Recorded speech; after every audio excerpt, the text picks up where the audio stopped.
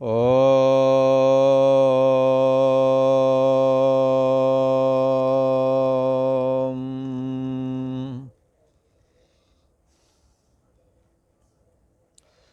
ओम अखंडमंडलाकारं व्याप्तं येन चराचरं तत्पदं दर्शितं येन तस्मै श्री गुरुवे नमः।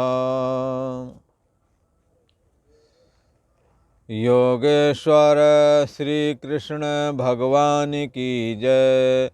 ऐं सरस्वत्यै नमः। श्री गंगा देव्यै नमः।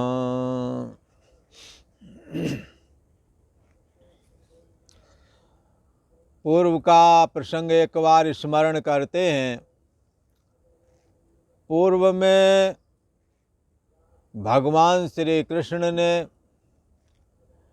इस संसार को एक पीपल के वृक्ष की उपमा देकर के वर्णन किया और ये बात बताई, संसार एक वृक्ष की तरह है और हर जगह फैला हुआ है। आप ऐसी जगह कोई खोज करके भी नहीं पाएंगे जहाँ संसार ना हो। ऊपर भी संसार, नीचे भी संसार, बीच में भी संसार। एक ब्रह्मांड में 14 लोक बताए गए हैं।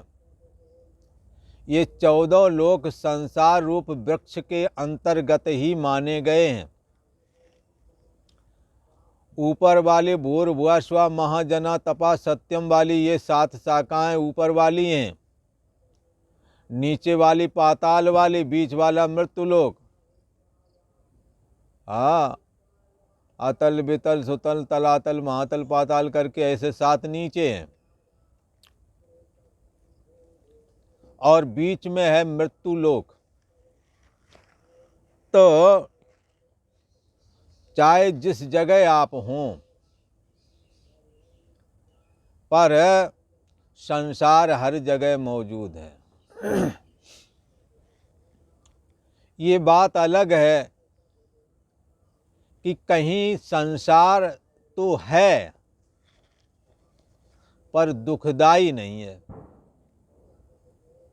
निर्विघ्न जगह है, भोग पदार्थों की प्रचुर मात्रा में उपलब्धि है, शरीर इंद्रियों में सामर्थ्य है और बहुत सारी सुख सुविधाएं, उड़ते हुए महल हैं और अप्सराएं आदि भी हैं। तो सुख सुविधा की बहुलता है, विषय भोगने की इच्छा है तो वहाँ उपलब्ध हैं।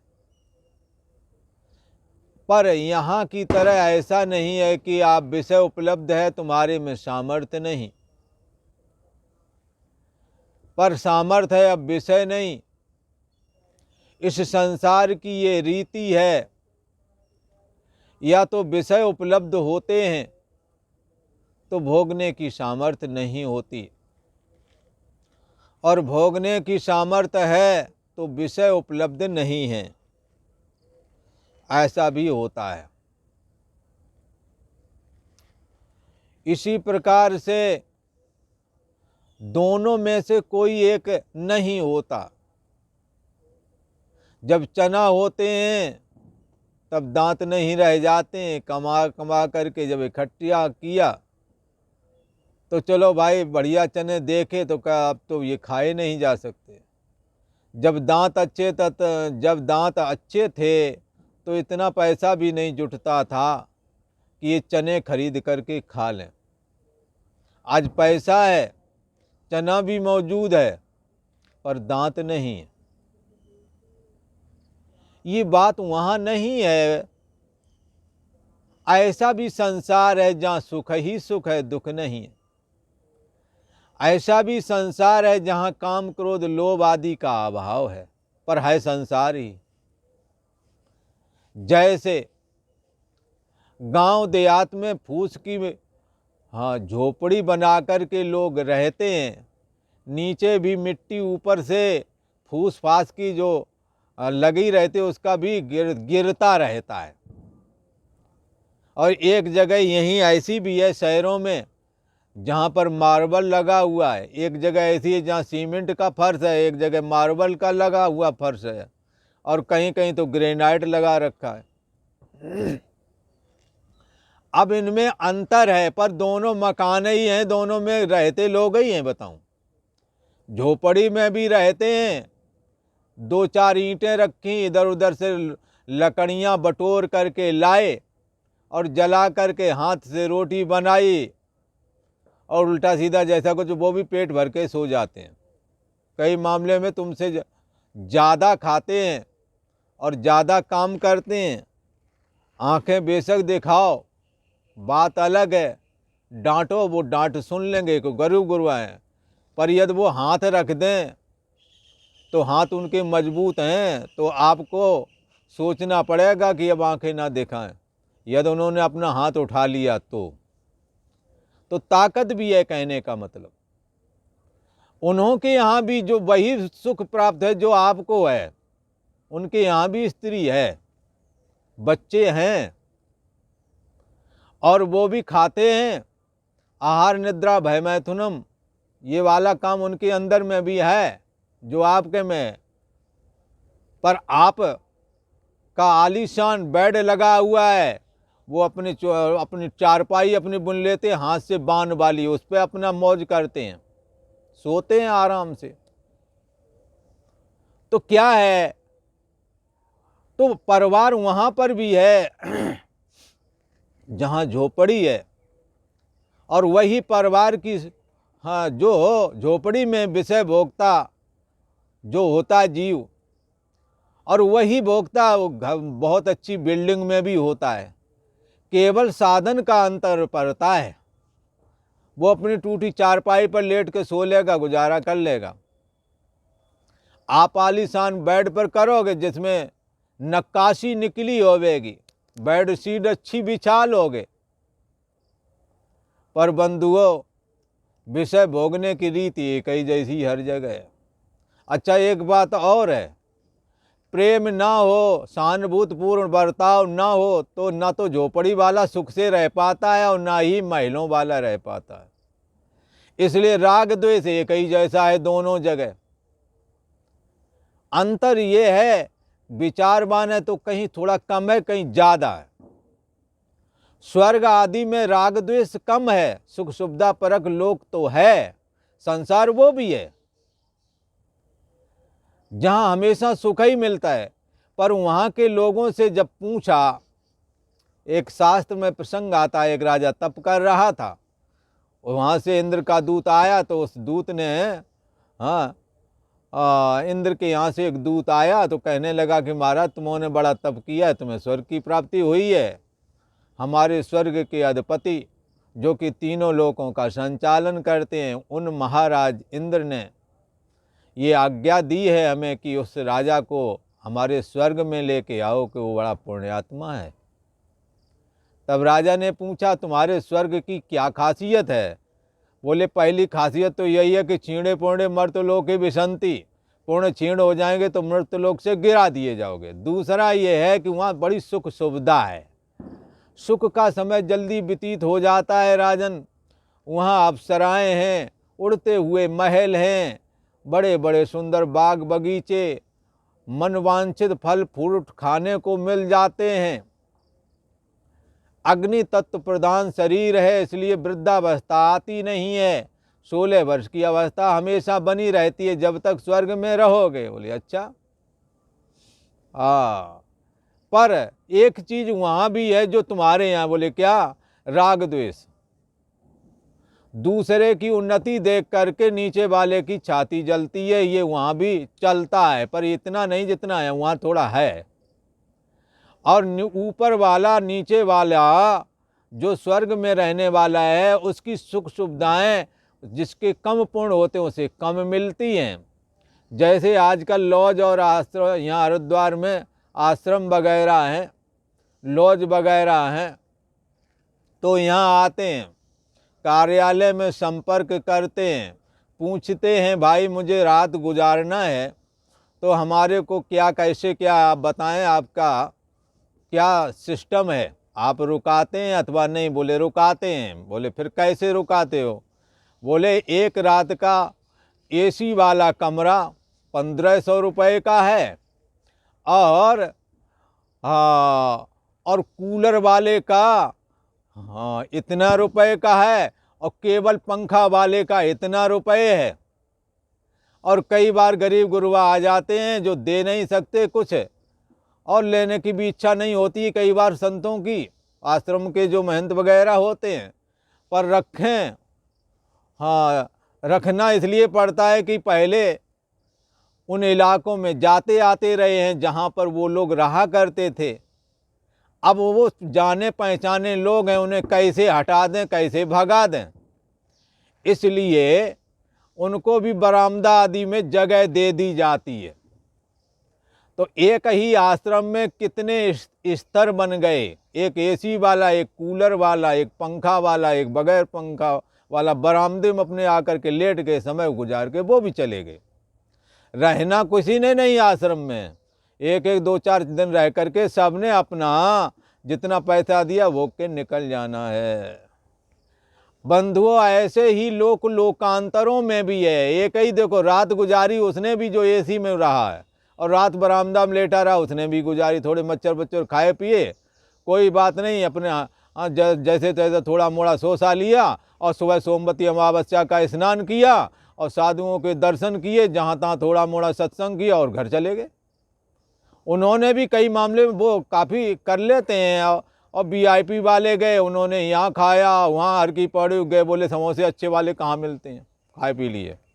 हाँ जलेबी कहाँ बढ़िया मिलती है, रसगुल्ला पुराने वाला, वो दुकान जो है पुरानी वाली मथुरा वालों की, खा पी करके और ऐसा करके चले गए। वो अपना आए गरीब गुरु आए तो वो अपना सतुआ बांध के लाए, तो घोरे सतुआ खाए, इधर उधर घूमे घाटों पर, और चल भाई घर पर चले गए। हाँ इसी प्रकार सब अपना समय अपने अपने उसके हिसाब से बिताते हैं। ऐसे ही संसार वृक्ष भी है। ऊपर के लोकों में सुविधा परस्ती है, पर ऐसा ना समझना कि राग द्वेष से बिल्कुल रहते हैं, कम है। या वहाँ भोग के साधन कोई और होंगे, यही स्त्री है, यही पुरुष है, पर अंतर ये है कि अभी ये शरीर में पसीना आ जाता, गंध मारता है। हाँ वहाँ अग्नि तत्व प्रधान मिल जाएगा। जैसे गरीब अपने टूटी चारपाई पर लेट के सो जाता है, आप बेड पे सोते हैं, बढ़िया चमकीले वाली बेड शीट लगाएं। अंतर इतना पड़ जा रहा है, पर बंधुओं सोना और लेटना सबका एक ही जैसा है। उसी बेड पर तुम अपनी स्त्री और पुरुष लेटोगे और उसी पर वो भी अपना लेकर लेटेगा। केवल संसाधन का अंतर पड़ता है। इसलिए आप ब्रह्म भुवनानि लोका पुनरावर्ती नोर्जुना माम उपेत तु कौन्तेय पुनर्जन्म न विद्यते है। यहाँ से लेकर ब्रह्मलोक पर्यंत यही इतना थोड़ा थोड़ा अंतर पड़ता जाता है। सुख सुविधा वही है, यही स्त्री पुरुष वहाँ भी मिलेंगे, बस अंतर थोड़ा ये पड़ेगा, शरीर थोड़े मजबूत मिल जाएंगे, हाँ छैल छबीले मिल जाएंगे, क्योंकि छैल छबीले लोग मिलने में भी थोड़े ठीक देखते हैं। बूढ़ा बड़ा और कुरूप मिले तो उसे कोई देखने को पसंद नहीं करता, क्योंकि भोग विलासता वालों का ये सिस्टम है। इसलिए भगवान श्री कृष्ण ने कहा याम इमाम पुष्पताम वाचम प्रवदंत विपश्यतः वेदवाद रथा पार्थ नान दस्तीत वादनः। ये भोगवादी लोगों के दिमाग में यही होता है, ये भोग विलास है, यही है, इतना बस यही कर लो। ऐसे लोगों के लिए वो लोग, उन्हें अच्छा शरीर छैल छबीला मिल गया, क्रीड़ा विलास करने को मिल गया, पर बाद में जब छीणे पुणे मर्त लोग की विसंति पसीना पसीना हो जाते हैं तो दुख प्राप्त होता है। अपने से छोटे को देख करके अहम बढ़ता कि मैं बड़ा हूँ, श्रेष्ठ हूँ, मेरे पास सुख सुविधा ज़्यादा है, और छोटा वाला देख करके ऊपर वाले को देख के कहता है, जैसे आश्रम वाले कहते हैं, वो सुबह जो बरामदा वाला उठता है ना, वो कहता है यार देखो ये एसी में से आए, मौज से आराम से रहे, जबकि टेंशन की वजह से एसी में रहे जरूर, उन्हें नींद भी नहीं आई है, तू तो आराम से सो भी गया है। स्वर्ग में रहने वाले को भी ये चिंता सताती रहती है कि जब पुण्य नहीं रहेगा तो हम गिरा दिए जाएंगे। ये चीजें वहां बनी रहती हैं, राग द्वेष बना रहता है। राजा ने कहा कि हम ऐसे स्वर्ग में जाएंगे ही नहीं, हम अपने जीवन को स्वर्ग बनाएंगे, सुंदर बनाएंगे।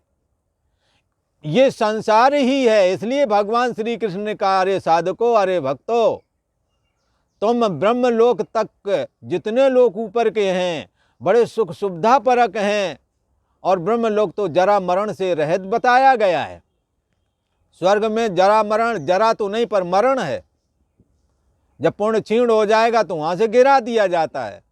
फिर यहाँ धनाढ़ या कुलीन और धनाढ़ परिवार में जन्म होता है, सुगर सुंदर होते हैं, स्वर्ग से गिरे हुए जो हैं, पर भोगी बहुत होते हैं। इसलिए बिगड़ायल ज्यादातर देखना वही होवेंगे। गरीब गुरुआ को रोटी की चिंता है कि भोग विलास के लिए पीछे भागेगा, वो अपना कमाई धमाई करता है, पर इनके पास पैसा खूब होता है, भोग के संस्कार स्वर्ग से लेके आए हैं। इसलिए चरित्रहीनता आदि बहुत सारे दोष भी इन्हों में कई बार पाए जाते हैं, पर सबके लिए ये बात नहीं कहते। जो इंद्रिय संयम, इंद्रिय निग्रह करता है, जो सतशास्त्र और साधु समागम करता है, वो सच्चाई के मार्ग में पढ़ करके अपनी विषय वासना को जीत लेता है। और ये जो मन है, जो विषयासक्त है, उसे विषयों की आसक्ति से रहित बना करके भगवान की दुर्लभ भक्ति प्राप्त करके कैवल्य निर्वाण को प्राप्त हो जाते हैं। तो भगवान श्री कृष्ण ने कहा, ये संसार वृक्ष ऐसा है, ऊपर भी फैला है, नीचे भी फैला है। इसलिए ब्रह्मलोक तक भी तुम जाने की इच्छा नहीं करना, क्योंकि वहां से तुम गिर जाओगे। कामना से यदि गए हो तो गिर जाओगे। दूसरे के आश्रम में कितना पैसा दे दो कि वो हमेशा के लिए कमरा तुम्हें दे दे। आजकल कमरों में भी पैसे ले लिए जाते हैं और बाद में कह दिया जाता है भवन निर्माण के निमित्त रसीद काट दी। कोई जल्दी से लिखता नहीं है। स्वर्ग में भी कोई तुम्हें हमेशा रहने की अनुमति नहीं है, ब्रह्मलोक में नहीं है।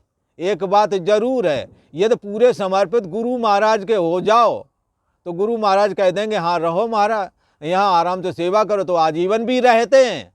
क्या तुम परमात्मा के समर्पण हो गए हो?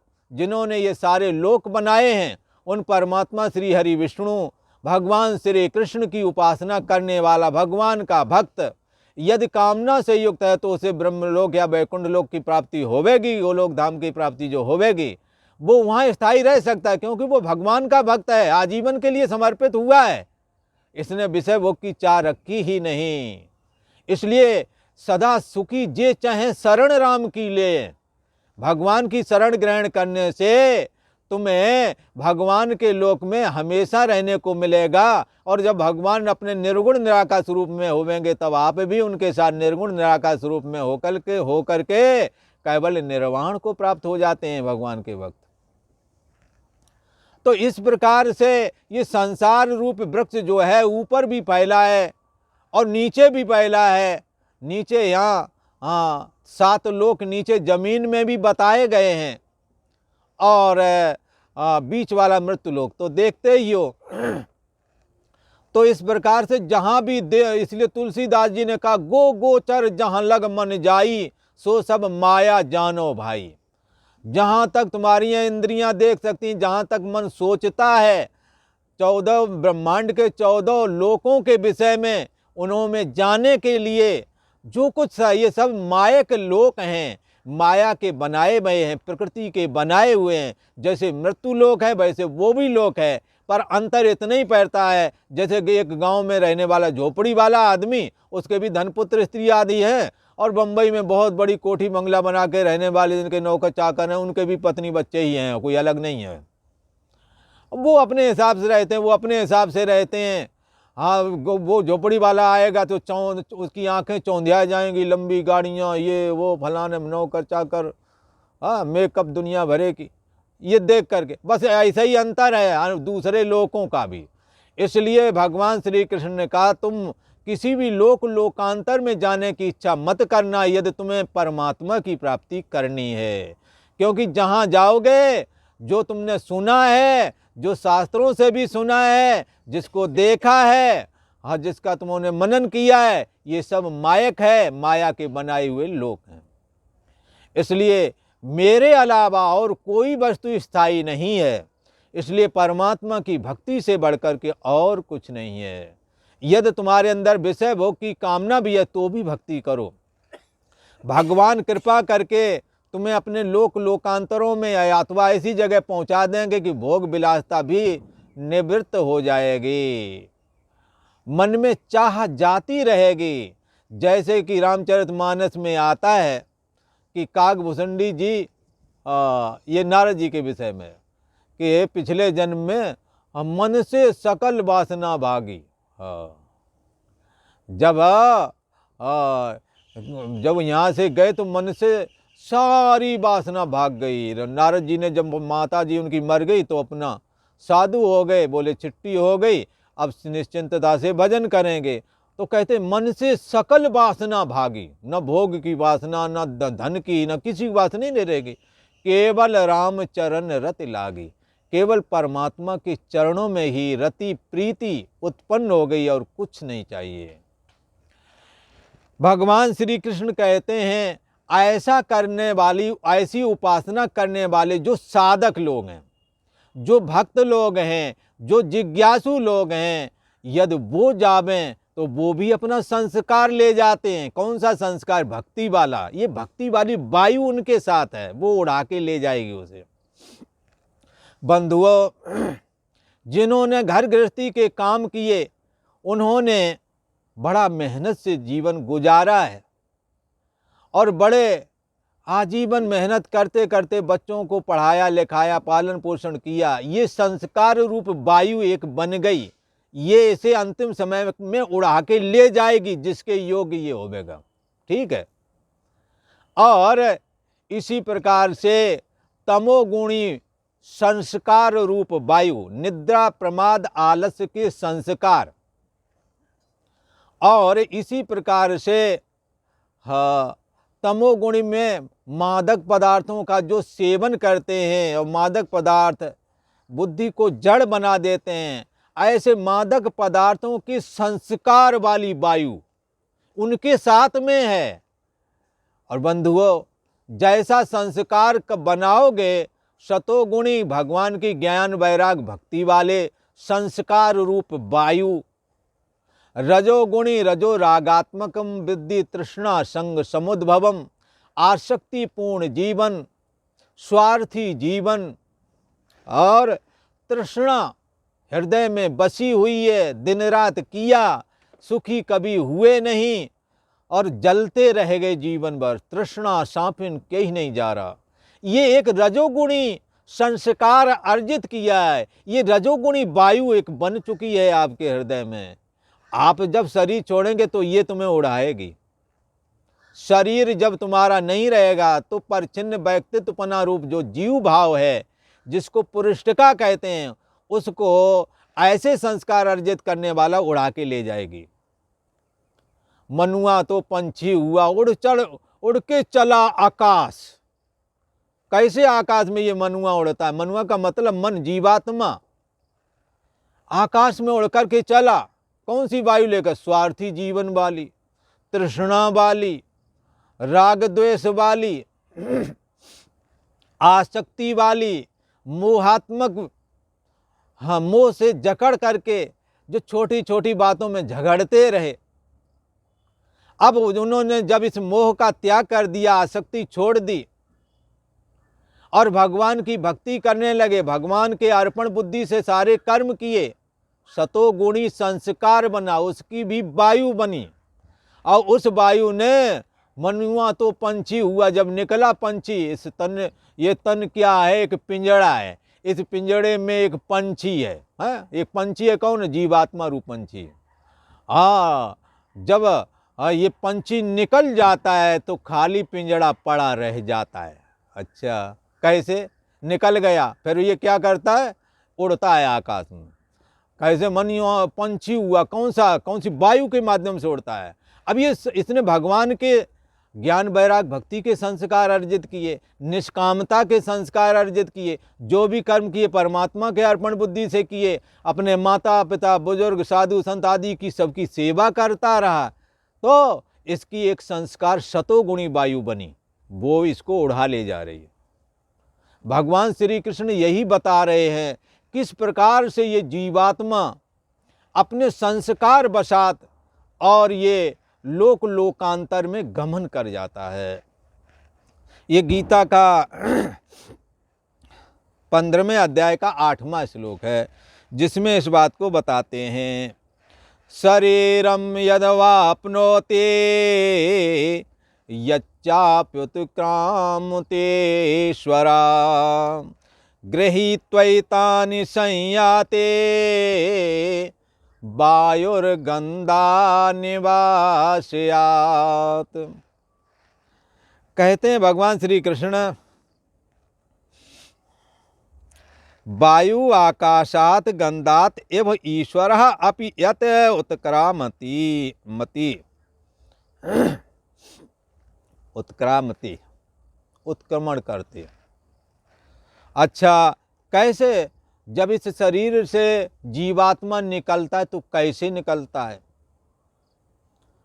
तो इस बात की चर्चा इस श्लोक में आती है। किस प्रकार से ये जीवात्मा लोक लोकांतर में गमन करता है, स्वर्ग लोक नरक लोक, जैसे जिसके कर्म वैसे इसकी निवृत्ति भी। तो पूर्व में इसी दूसरे अध्याय में शायद भगवान ने कहा है, देहिनो अस्मिन यथा देहे कौमारम यौवनम जरा। इस देहधारी की इस देह में जैसे बचपना जवानी बुढ़ापा आता है, देहिनो अस्मिन यथा देहे कौमारम यौवनम जरा तथा देहांतर प्राप्ति ही। देह का अंतर भी, देह छोड़ना भी ठीक ऐसे ही है भगवान श्री कृष्ण का। अच्छा, ऐसे ही छूटती है देह? बोले अंतर कुछ? बोले अंतर ये है कि बचपना से जवानी में गए कुछ पता नहीं लगा, पर लगा पता। क्या लगा? यौवन जोर के ही नहीं बल कावा, कुआ से जाए न व्यापी माया। यौवन का बुखार आ जाता है वही 15-16 साल के बाद में। अब ये बुखार जो है, अब मलेरिया का बुखार जब चढ़ता तो शरीर कांपने लगता है, और जिन्हें नहीं चढ़ा, जो मनचले टाइप को, बोल के देखो कैसा ड्रामा कर रहा है। ड्रामा नहीं कर रहा, उसे बुखार चढ़ा हुआ है। यौवन ज्वर, ये गर्म खून बढ़ता हुआ शरीर, काम का प्रकोप, क्रोध का प्रकोप, ये थामे नहीं थमता है। अति हर कृपा जास पर होई, भगवान की बड़ी कृपा हो, शास्त्र और गुरुओं का उपदेश सुनने को मिल जाए, सतमार्ग वाला, बिगाड़ने वाला नहीं। क्योंकि आजकल तो सारे मैटर उपलब्ध हैं, बिगाड़ने वाला भी शास्त्र है, पर बिगाड़ने वाला नहीं। सतशास्त्र जिसके द्वारा जीवन बनता है, जिसके द्वारा परमात्मा की प्राप्ति होती है, जिसके द्वारा घर गृहस्थी का जीवन भी आनंद में जिया जा सकता है, एक दूसरे की मदद उपकार की जा सकती है, जिस उपदेश के द्वारा, ऐसा सतशास्त्र यदि सुनने को मिल जाए तो ये जवानी भी सार्थक हो जाती है बंधुओं। वरना जीवन में 3 चीज़ें सार हैं और नरक में भी ये 3 चीज़ें पहुंचा देती हैं। एक तो बढ़ती जवानी, दूसरा धन, और तीसरा निरोगता। जिनको कभी रोग नहीं आए वो दूसरे के दुख दर्द को ही नहीं समझते, जब देखो तब ऊट पटांग बकते रहते हैं। जब वो अगला परेशान है, वो कहते जब देखो ये बीमार ही रहता है, कभी ठीक ही नहीं हुआ। तो क्या है निरोगता? जिसे रोग नहीं आया वो दूसरे की पीड़ा नहीं जानता। इसलिए रोग जीवन में आए पर थोड़े समय में आए, निकल जाए, वो ठीक है। रहीमदास जी ने तो यही बात बताई, रहमन विविधा हो भली जो थोड़े दिन होए, हित या जगत में जान परत सब कोय। थोड़े दिन की विपत्ति ठीक है, रोज रोज की विपत्ति नहीं ठीक, ताकि लोगों का दुख दर्द समझने लगोगे। जवानी भी यदि ना आई हो, तो फिर जीवन क्या है? जीवन निस्सार है, बेकार है। और जवानी भोगों में गुजार दी, तो संतों ने तो कहा सब उम्र बीत गई, धोखे में अंजाम न जाने क्या होवेगा। हाँ, विषय भोगने के लिए तन फल विषय न भाई, स्वर्गौ स्वल्प अंत दुखदाई। इस शरीर का फल विषय भोग नहीं है। बोले क्या है?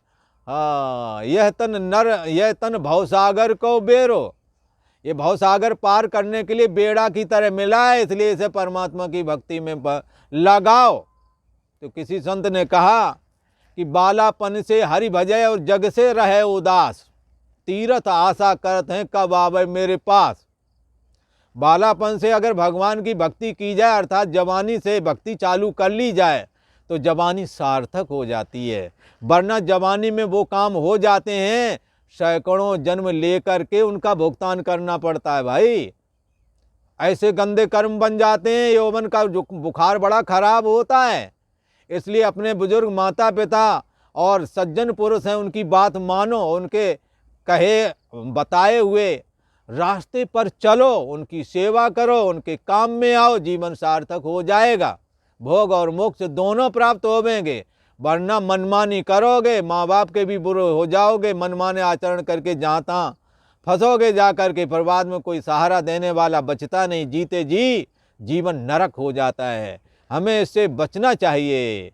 भगवान श्री कृष्ण कहते हैं कि जब जीवात्मा इस शरीर से निकलता है तो कैसे निकलता है इसकी बात बताई। निकलने की प्रक्रिया ऐसी है जैसे बचपने से जवानी और जवानी से बुढ़ापा, ऐसे ही इस देह को छोड़ना और दूसरे देह को पकड़ना भी ऐसा ही होता है।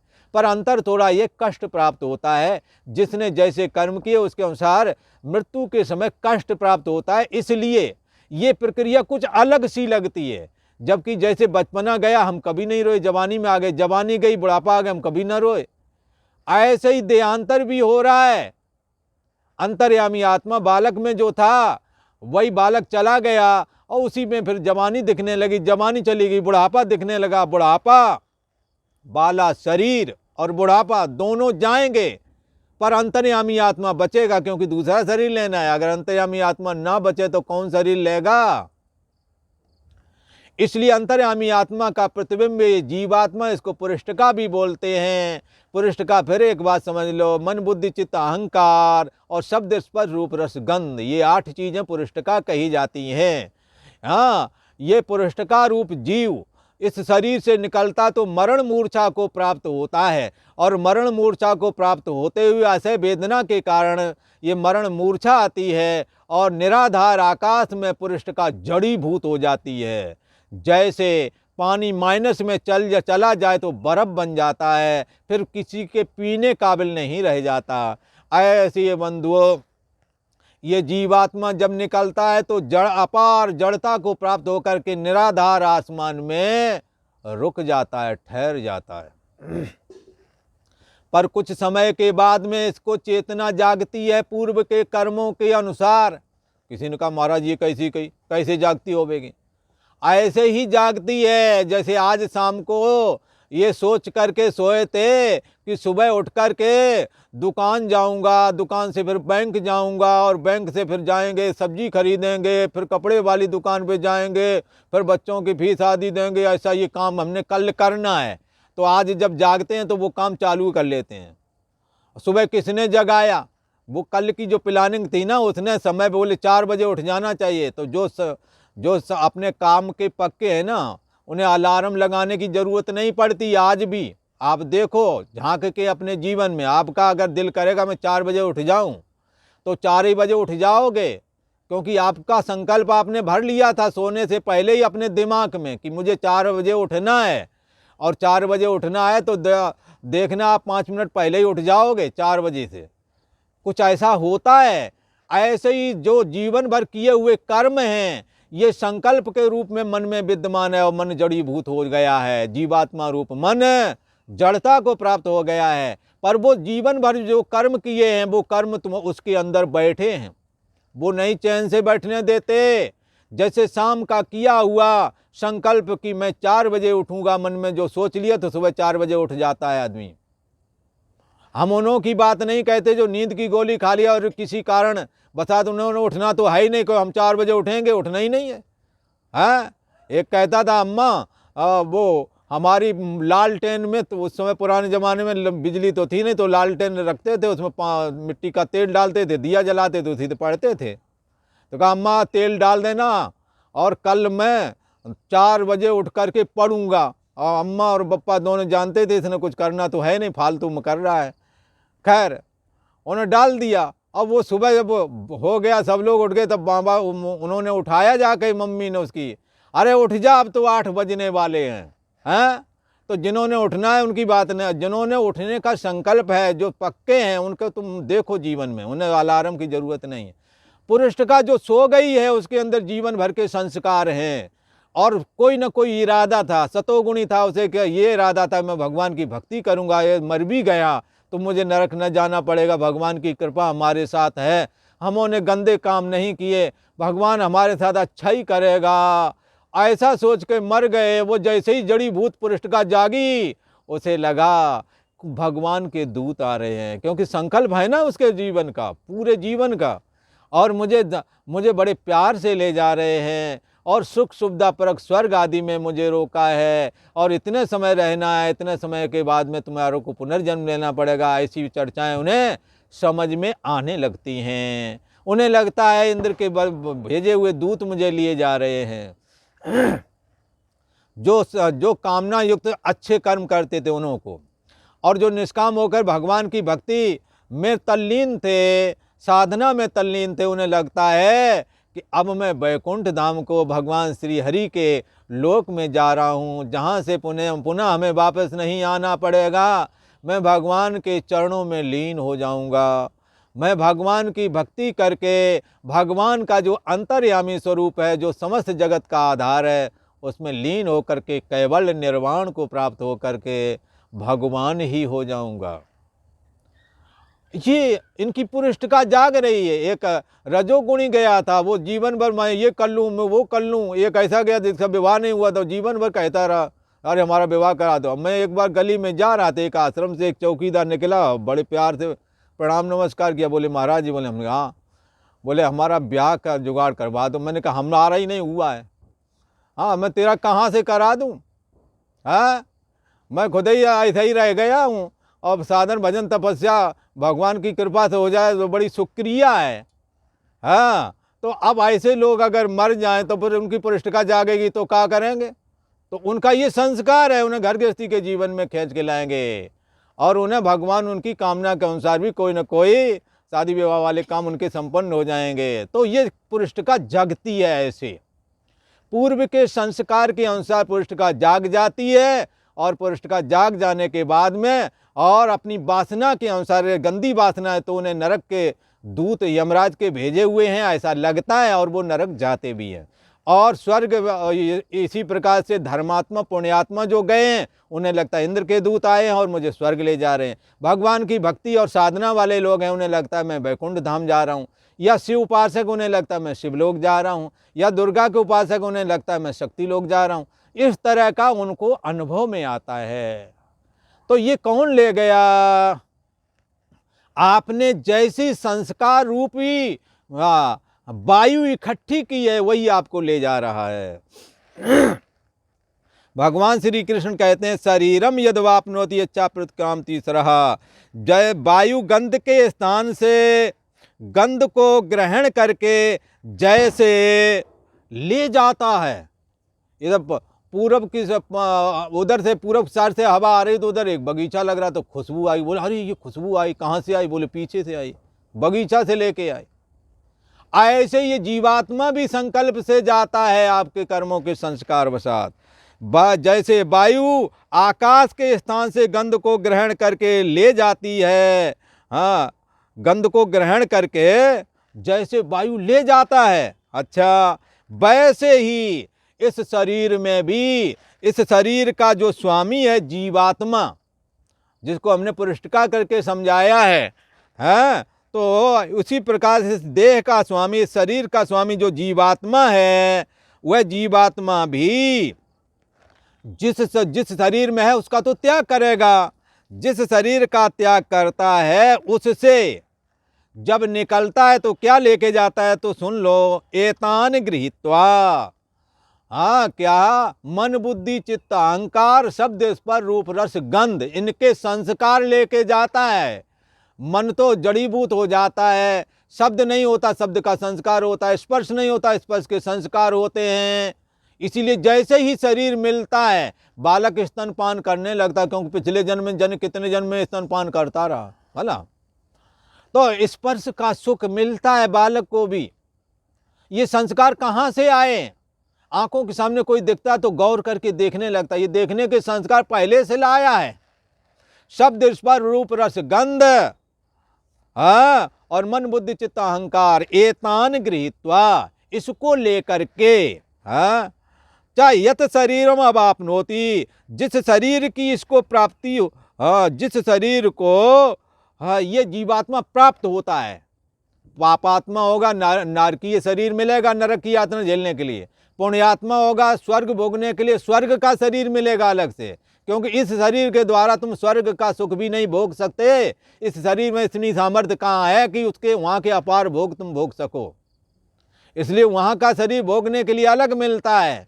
और यदि तुम्हें ब्रह्मलोक में जाना है, साधना बहुत ज़्यादा की तो ब्रह्मलोक जाते हैं, ब्रह्मचर्य पूर्वक रहे, गायत्री जपे, ब्रह्म विद्या का सदा अभ्यास किया, वैराग्य में जीवन रहा, ऐसे लोग ब्रह्मलोक को जाते हैं, वहाँ ब्रह्मा के साथ कैवल्य निर्वाण को प्राप्त हो जाते हैं।